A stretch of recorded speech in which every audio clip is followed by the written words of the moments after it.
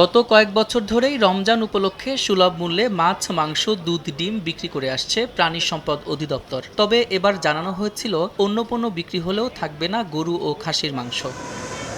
অবশেষে গেল ১২ জানুয়ারিতে নেওয়ার সিদ্ধান্ত থেকে সরে এসেছে সরকার। এবারে ৬৫০ টাকা কেজি দরে বিক্রি হতে পারে গরুর মাংস।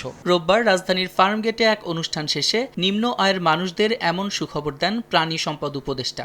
শুধু এইটুকু জানিয়ে রাখি যে আমরা ডিম, দুধ, মুরগির মাংস এবং গরুর মাংস দিচ্ছি আমরা, এবং সেটা মানে ৬৫০ টাকায় গরুর মাংস দিতে পারবো।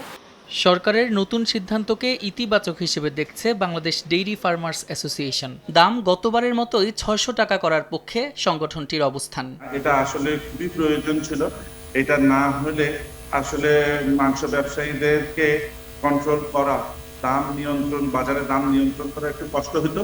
পাশাপাশি এই যে নিম্ন আয়ের মানুষরা যে একটু কম মূল্যে ভালো মানের জিনিস পাবে, সেটাও নিশ্চিত হলো। গত বছর আমরা বিক্রি করছিলাম ভ্রাম্যমাণ বিক্রয় কেন্দ্রে ৬০০ টাকা কেজি, আর এই বছর বোধহয় ওনারা দাম নির্ধারণ করতে চাচ্ছেন ৬৫০ টাকা কেজি।